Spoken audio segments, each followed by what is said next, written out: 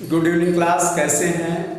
आपका हमारे सौंदर्य आईएएस में स्वागत है। दोस्तों, आपकी परीक्षा को ध्यान में रखकर हमने वीडियो शूट किया है। आज के लेक्चर में हम हिंदी के बारे में डिस्कस करेंगे। दोस्तों, आप लोग जानते हो कि एमपीएसआई हो गया, जेल प्रहरी हो गया, यूपीएसआई हो गया, इनके साथ ही सीपीओ जीडी में हिंदी से बहुत सारे क्वेश्चन आपकी परीक्षा में आते हैं। इनके अतिरिक्त और भी बहुत सारे स्टेट एग्जामिनेशन होते हैं जिसमें हिंदी एक महत्वपूर्ण भूमिका निभाता है। और अगर कहते हैं कि हिंदी अगर हमारा कंप्लीट हो गया तो हमारा सिलेक्शन काफ़ी कुछ हो जाता है। तो कुल मिला के कहने का मतलब ये है दोस्तों कि आज हिंदी के ऊपर जितने भी क्वेश्चन बनते हैं उन सब के बारे में हम 1 बाय 1 लेक्चर बनाकर अवलोकित करने का प्रयास करेंगे। आज के लेक्चर में हम समास टॉपिक्स को रखते हैं। किसके बारे में पढ़ते हैं दोस्तों? समास के बारे में। समास क्या है? समास का शाब्दिक अर्थ क्या है? समास से तात्पर्य है संक्षेपीकरण।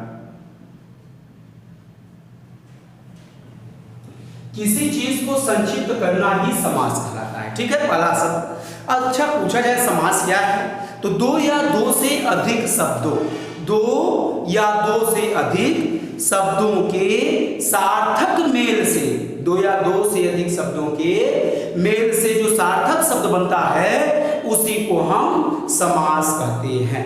दो या दो से अधिक शब्दों के मेल से बने सार्थक शब्द को समास कहते हैं। यानी समास का मतलब होता है कि दो या दो से अधिक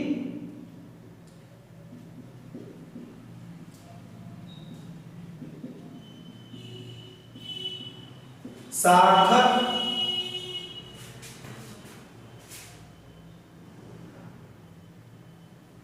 शब्दों से बने सार्थक शब्द समास कहलाते हैं। तो समास में दोस्तों, समास का मतलब क्लियर हो गया। आपके एग्जाम में क्वेश्चन पूछता है कि समास से तात्पर्य क्या है, तो आपको संक्षेपीकरण बताना है। ठीक है, अब आगे की ओर हम लोग ध्यान देंगे, क्योंकि जिस तरह से दोस्तों आपकी परीक्षा में क्वेश्चन बनता है उसी तरह से आपको सीखना चाहिए। इससे क्योंकि हिंदी कोई भी सब्जेक्ट दो तरह से तैयारी की जाती है दोस्तों, एक एकेडमिक होता है, एक कॉम्पिटिटिव बेस होता है। आप लोगों को कभी भी विद्वान नहीं बनना, ये विशेष ध्यान में रखना। सिर्फ आपके पॉइंट ऑफ एग्जामिनेशन जिस तरह से क्वेश्चन घुमा के पूछा जाता है उस तरह से आपको अवलोकन करेंगे। अब देखते हैं, एक समास के 4 प्रकार होते हैं। कितने प्रकार होते हैं दोस्तों? 4 अंग होते हैं। समास के 4 अंग होते हैं। कौन कौन से अंग हैं हम उनको 1 बाय 1 देखेंगे। एक पद लेते हैं जिसमें हम कह रहे हैं राजपुत्र। क्या कर बना रहे हैं दोस्तों? राजपुत्र। हमने बताया समास के कुल कितने अंग होते हैं? 4 होते हैं। पहला अंग क्या बना? पहला अंग ये बना राजपुत्र। एक शब्द है, ठीक है, पूर्ण पद, ये नंबर 1 है। तो समास का जो पहला अंग है पूर्ण पद हुआ। ठीक, दूसरा क्या हुआ? राज। तीसरा क्या हुआ? पुत्र। तो जो राज शब्द है इसको हम पूर्व पद के नाम से जानते हैं। ठीक है, जो पुत्र है इसे हम उत्तर पद के नाम से जानते हैं। अब ये पूर्व पद हो गया, ये उत्तर पद हो गया। अब इसका विग्रह हम करते हैं। तीसरा पार्ट क्या, वो देखो, ये दूसरा बनाती है, ये तीसरा। अब इसका समास विग्रह जब हम करेंगे तो राजपुत्र का मतलब क्या होता है? राजा का पुत्र। विग्रह क्या बनेगा?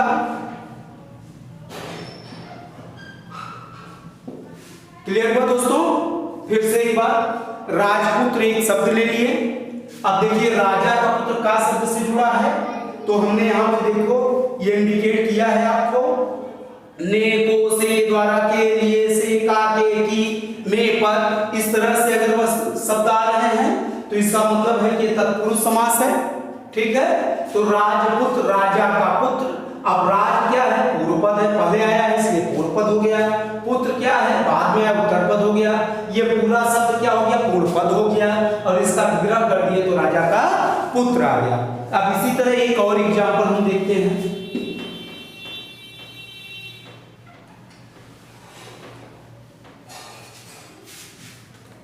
यज्ञ वेदी क्या लेते हैं?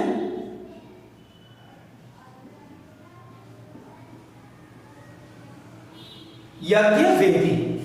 यज्ञ वेदी क्या होता है? सभी को पता है, जहां पे यज्ञ दी जाती, हवन कुंड मतलब हवन। अब देखो यज्ञ की वेदी है जहां यज्ञ होता है, ठीक है। अब यहां पे हम देखते हैं पूर्ण पद क्या हो गया? पूर्ण पद ये खुद ही है एक शब्द, एक हो गया यज्ञ, इसको हम पूर्व पद कहेंगे। वेदी क्या है? उत्तर पद हो गया, और इसका विग्रह क्या बनेगा? यज्ञ की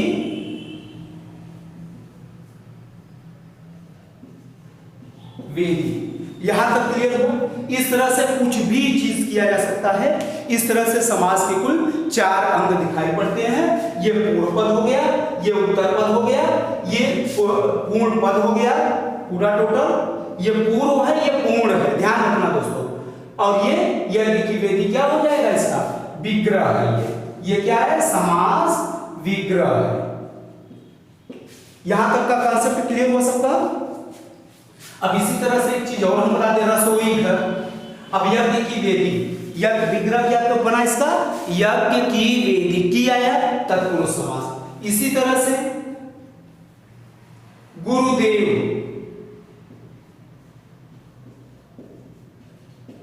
अब गुरुदेव एक शब्द है, ठीक है, यानी ये पूर्ण पद है, ठीक है। इसमें गुरु पूर्व पद होगा, पूर्व पद, देव क्या है? उत्तर पद होगा, और इसका विग्रह क्या होगा? गुरु देवता के समान। अब देखो दोस्तों, हमारे गुरु जी किसके समान हैं? देवता के समान हैं। तो यहां पे गुरु की विशेषता क्या है? देवता के समान है। तो यहां पे कौन सा समास होगा? विशेष और विशेषता का संबंध किसमें है? कर्मधारय समास में। तो यहां पे कर्मधारय समास हो जाएगा, ठीक है। बस इतना ही। इस तरह से आप लोग प्रैक्टिस करेंगे, सब कॉन्सेप्ट पूरा क्लियर हो जाएगा। कुछ भी यहां पे परेशान होने की जरूरत बिल्कुल नहीं है। अब दोस्तों हम लोग समास के प्रकार के अध्ययन करेंगे कि समास के कितने प्रकार होते हैं, जो आपकी परीक्षा का सबसे इंपॉर्टेंट पार्ट है। यही आपके एग्जाम का क्वेश्चन बनाता है, ठीक है। चलिए भाई, समास के प्रकार को हम लोग देखेंगे कि समास के कितने। समास के 6 प्रकार होते हैं दोस्तों। कितने? 6 प्रकार। अव्ययीभाव समास, द्वंद्व समास, तत्पुरुष समास, द्विगु समास, कर्मधारय समास, बहुब्रीहि समास। दोस्तों अलग अलग बुकों में अलग अलग तरीके से इसको लिखा गया है, अलग तरीके से समझाया गया है। लेकिन आज हम जो आपको कॉन्सेप्ट देंगे, सबसे सरल, सबसे आसान, पूर्ण क्वेश्चन सॉल्व करने वाला सलूशन बताएंगे दोस्तों। जिससे कि अभी तक हमारे क्लास में जो अभी तक जो हमने सिखाया है बच्चों को, लगभग 10,000 बच्चों को पढ़ाया है, जिससे पूरा कॉन्सेप्ट हमने क्लियर किया, वही कॉन्सेप्ट हम ऑनलाइन में भी देने का प्रयास करेंगे। आप लोग अच्छे से समझना। अव्ययीभाव समास, पहला अव्ययीभाव समास का क्या खास बात है? पूर्व पद प्रधान होता है, ठीक है। उत्तर पद गौण, गौण का मतलब होता है छिपा। गौण का मतलब क्या होता है? छिपा। गौण का मतलब होता है छिपा। अपूर्व पद के कारण अर्थ में परिवर्तन होता है। पहला कॉन्सेप्ट याद रखना। जैसे देखो, अनंत, जिसका कोई अंत ही न हो, ठीक है। आजन्म, जैसे हम कहते अनंत। अशब्द पूर्व पद है, नंत अनंत छिपा है, लेकिन अशब्द जैसे इसके साथ जुड़ गया अनंत हो गया, यानी जिसका कोई अंत ही न हो। आजन्म, आजन्म। अब यहां पे देखिए जन्म है, ठीक है। छिपा शब्द जैसे ही लगा दिया गया तो आजन्म हो गया। आजन्म मतलब जिसका जन्म ही ना हुआ हो, ठीक है। अनादि, अखंड, अभेद, ठीक है। इस तरह से जो भी शब्द आते हैं, इन शब्द के कारण इसका अर्थ चेंज हो जाता है। अभी हम एक बार अच्छे से डिस्कस करेंगे सब समझाने के बाद, जब क्वेश्चन पेपर कराएंगे जितने भी प्रीवियस ईयर में क्वेश्चन आए हैं उन सबको भी सारा करेंगे। पहली अव्ययी भाव समास की खासियत हो गया अ वाले शब्द से जुड़ता है, ध्यान रखना, आगे हम डिस्कस करेंगे। दूसरा, इसमें शब्दों की आवृत्ति 2 या 2 से अधिक बार होती है। शब्दों की आवृत्ति कितनी बार होती है? 2 या 2 से अधिक बार। अच्छा, जैसे राम राम सत्य है, राम राम है ना, राम राम। इसी तरह से और शब्द भी हो सकते हैं, जैसे जैसे ना, तथा तथा, आजा आजा, इस तरह से जितने भी जैसे जैसे, जैसे जैसे, आजा आजा, इस तरह से जो भी शब्दों का, देखिए यहां शब्द का मेल बराबर चल रहा है, यानी शब्दों की आवृत्ति हो रही है। जब भी शब्दों की आवृत्ति हो तो बिना कुछ सोचे समझे ये समझ लेना चाहिए कि पार्ट किसका है? अव्ययी भाव समास का है। किसका है दोस्तों? अव्ययी भाव समास का। चलिए दूसरी भाग,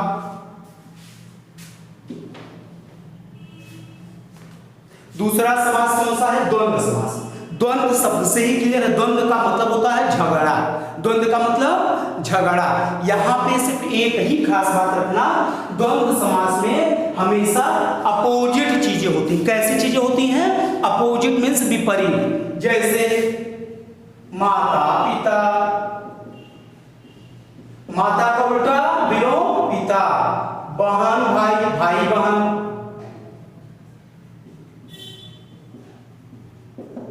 पिता। अब फिर इसी तरह से और क्या हो सकता है?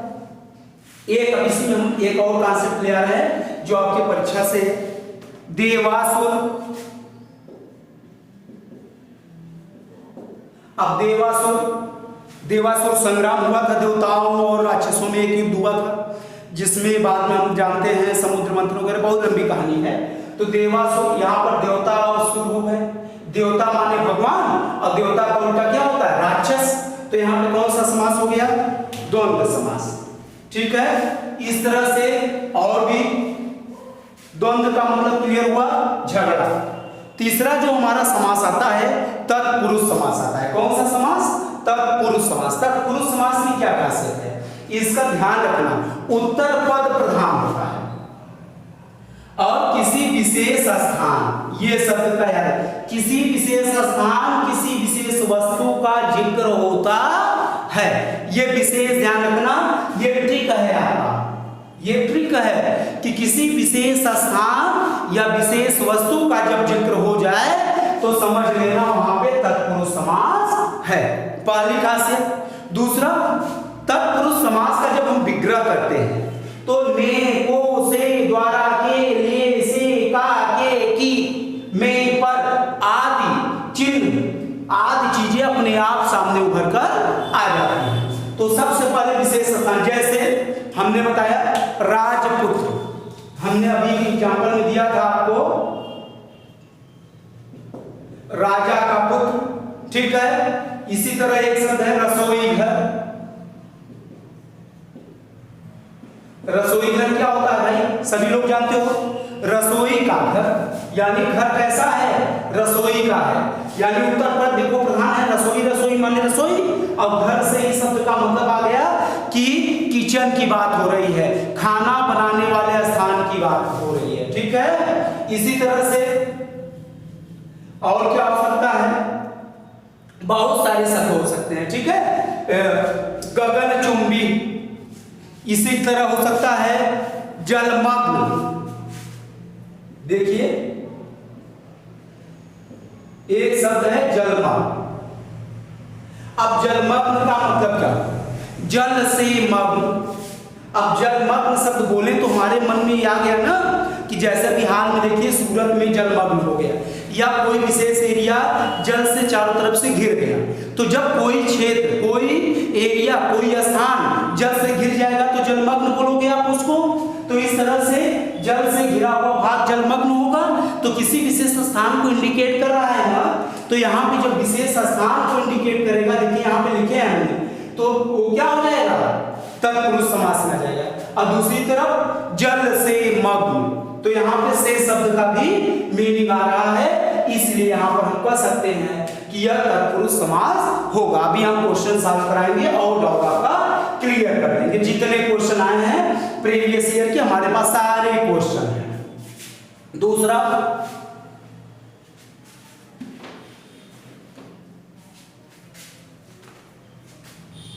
द्विगु समास।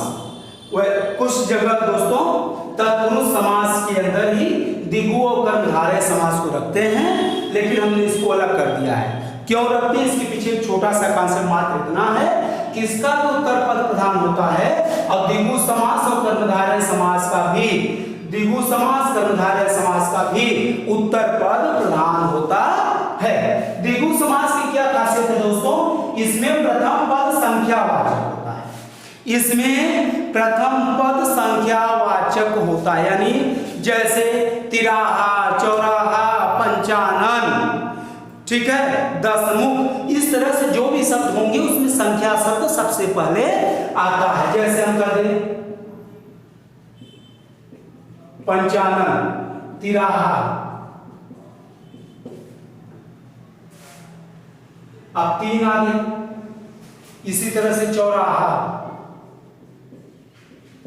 इसी तरह से और भी हम कर सकते हैं, बहुत सारी चीजें कर सकते हैं, ठीक है। त्रिभुज, ठीक। अब इसमें कुछ बेसिक कॉन्सेप्ट है दोस्तों जो सबसे कठिन है, वो जब हम क्वेश्चन कराएंगे तो बताएंगे। अब जैसे एक हो गया दशानन, इसी में एक शब्द आ गया क्या, दशानन, ठीक है, दशानन।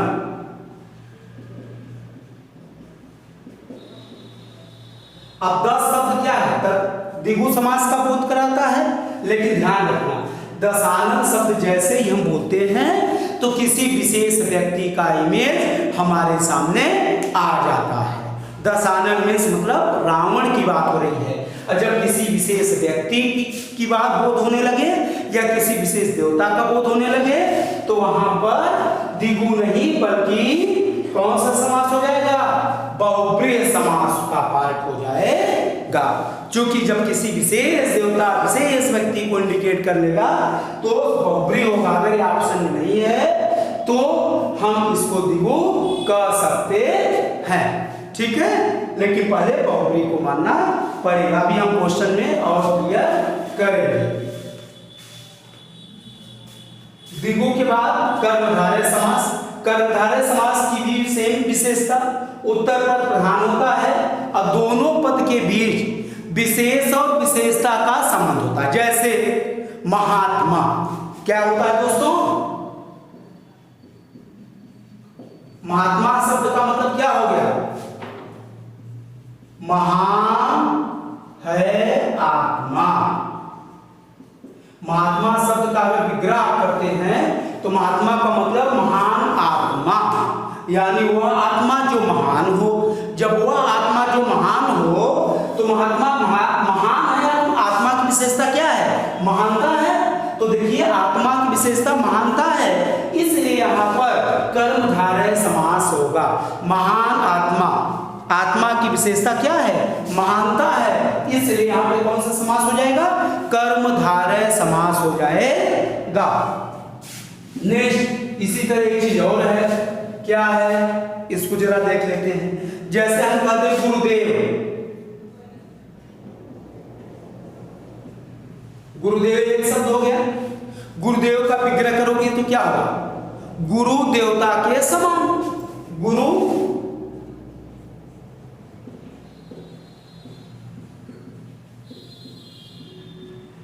यानी गुरु किसके, गुरु की विशेषता क्या है कि हमारे गुरुजी देवता के समान हैं, तभी तो हम कहते हैं गुरुदेव।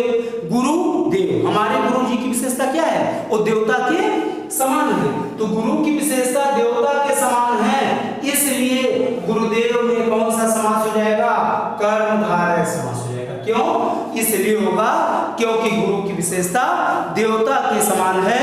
गुरु की विशेषता देवता से की गई है, इसलिए यहाँ पर कर्मधारय समास होगा।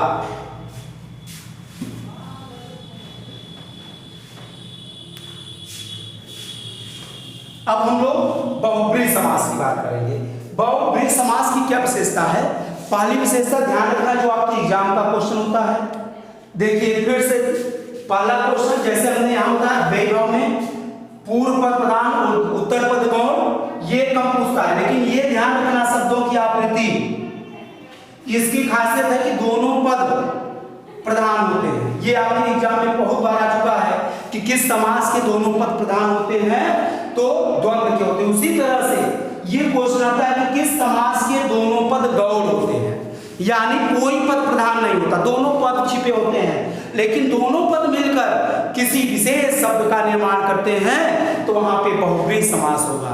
अब विशेष जो निर्माण करेंगे, ध्यान रखना, इंडिकेट हम बता दे रहे हैं, वो जनरली किसी देवता का नाम होगा या किसी विशेष व्यक्ति का नाम होगा। इन्हीं से रिलेटेड आपके एग्जाम में क्वेश्चन आते हैं। जैसे त्रिलोचन,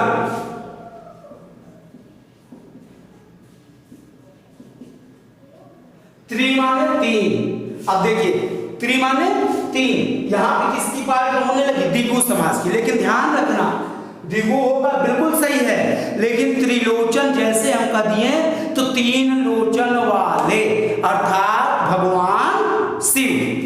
यहाँ पे इनडायरेक्ट रूप से भगवान शिव के बारे में बता रहे हैं, और भगवान शिव क्या है?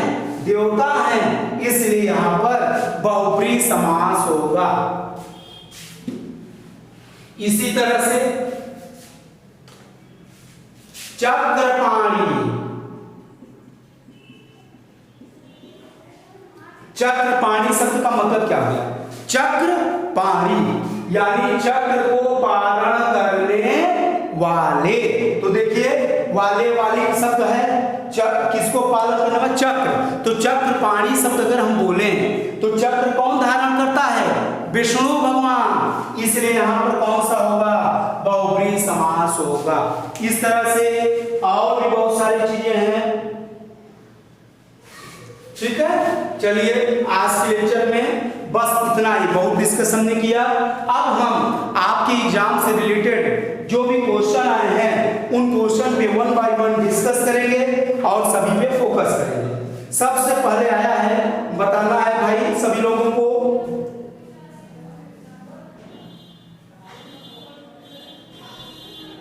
राजकुमार,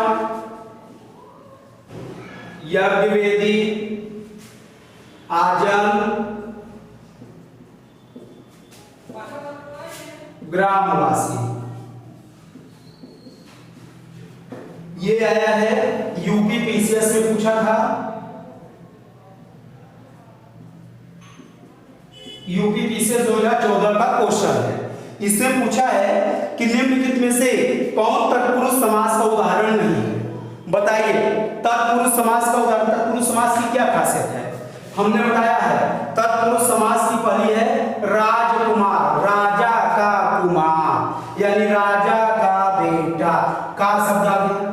यज्ञ की वेदी तत्पुरुष हो गया। ग्राम का वासी, ग्राम का, ग्रामवासी मतलब गांव का वासी, गांव का निवास करने वाला। लेकिन आजम शब्द क्या हो गया? जन्म के पहले आ लग गया। ध्यान रखना, आ शब्द अगर किसी के आगे लग जाए ना, तो जनरली ये समझ लेना अव्ययी भाव का पाठ होता है। आजन्म या जन्म माने जन्म, आजन्म जिसका जन्म ही न हुआ हो, जिसका जन्म ही न हुआ हो, तो ये किसका पाठ हो जाएगा? बताइए जरा, अव्ययी भाव का हो जाएगा। तो यही अलग है, बाकी तीनों सेम है। इस तरह से कुछ और भी क्वेश्चन है, उसको हम देखेंगे। निम्नलिखित में से एक में कर्मधारय समास नहीं है। अधमरा, इसमें से बताना है कि कर्मधारय समास नहीं है। भला बुरा,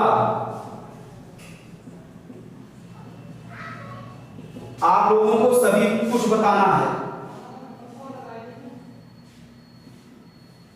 ऊंच नीच, दिया बत्ती।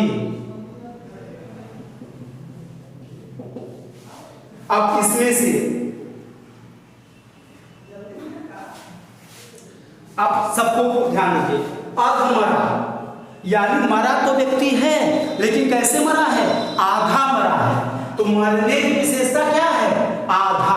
तो ये कहां कौन सा समास हो जाएगा, ये कर्मधारय होगा। अच्छा फिर देखो भला बुरा, भला माने अच्छा, बुरा माने खराब। तो यहाँ पे कौन सा भला बुरा में कौन सा समास हो जाएगा, विरोधी गुण है तो द्वंद्व समास हो जाएगा। ऊंच नीच, ऊंचा और नीचा, यहाँ पर भी कौन सा समास हो जाएगा, द्वंद्व समास हो जाएगा। और दिया बत्ती, अब ध्यान रखना दिया बत्ती में कौन सा समास होगा, दिया बत्ती, ये विपरीत नहीं है, एक दूसरे के पूरक हैं, दिया और बत्ती, दिया और बत्ती। तो यहाँ पर अव्ययी भाव समास होगा। इस तरह से बहुत सारे क्वेश्चन हैं जिनको हम आपके उसमें उदाहरण में देंगे, आप लोग उसको सॉल्व करिएगा। और जो भी प्रीवियस ईयर के क्वेश्चन हैं कुछ हमारे पास, उसको हम यहाँ पे लिख देते हैं क्वेश्चन, आप लोग उसको सॉल्व करके प्लीज दिखाइएगा, फिर हम आगे डिस्कस करेंगे, ठीक है। आप लोग कमेंट में जरूर देने का प्रयास करिए, क्योंकि आप जब दोगे तभी आपका कॉन्सेप्ट पूरी तरह से क्लियर होगा।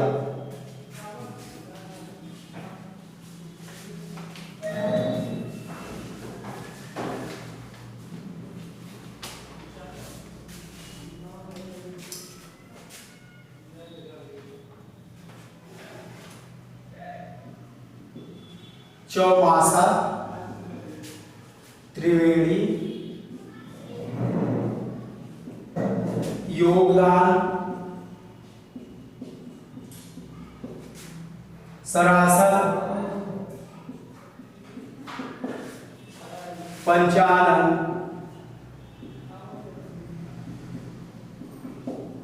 सुलोचना,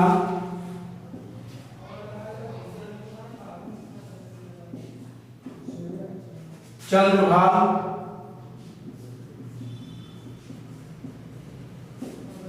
धीरे धीरे धीरे धीरे, देव जो मानव है, देव जो मानव है, नवरात्र, त्रिलोक, दशानन,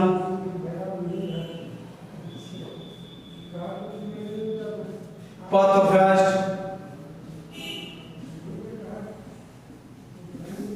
अष्टाध्यायी,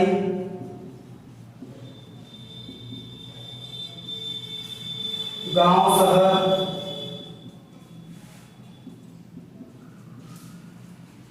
इतना प्रैक्टिस करिएगा, फिर आगे चीजें नेक्स्ट लेक्चर में हम और डिस्कस करेंगे और बहुत सारे क्वेश्चन इससे संबंधित देंगे, आप लोग सॉल्व करेंगे और बताएंगे। दोस्तों आप लोगों को इन सभी परीक्षा के अकॉर्डिंग हिंदी का जो पाठ्यक्रम दे रहे हैं, इसके लिए हम पेड लेक्चर कर रहे हैं, चूँकि बहुत सारे बच्चों की डिमांड है जिससे कि हम कंटिन्यू आपको लेक्चर दे सके। तो मात्र 251 रुपये में हिंदी की पूर्ण तैयारी हमारे चैनल पे होगी। अगर जो स्टूडेंट इंटरेस्टेड होंगे तो हमारा जो नंबर है, नंबर दिया गया है 7666913160, इस नंबर पर, ये हमारा व्हाट्सएप नंबर है, इस नंबर पर आप लोग देंगे तो हम आपको अपने व्हाट्सएप से इंक्लूड करेंगे और आपको पूरा सिलेबस हिंदी का दिया जाएगा और इतना कुछ बता दिया जाएगा जिससे कि हिंदी में आपका कहीं से भी एक क्वेश्चन मिस होने वाला नहीं है। पूरी तैयारी मात्र 251 रुपए में हम अपने चैनल के माध्यम से आपका पूरा कराएंगे, ठीक है। इसी के अंदर आपको नोट्स भी मिलेगा, PDF फाइल मिलेगी जिससे आप लोग उसको नोट कर सकते हैं, साथ ही आपको पूरा लेक्चर मिलेगा। इसके बारे में अगर किसी को कुछ भी पूछना होगा तो इस व्हाट्सएप नंबर पे, ये हमारा डायरेक्ट नंबर भी है, इससे आप कॉल करके आसानी से पूछ सकते हैं। कुछ भी डाउट होगा, कहीं से भी डाउट होगा, सारे डाउट क्लियर हो जाएंगे और इसकी फीस मात्र 251 रुपये है। Thank you class.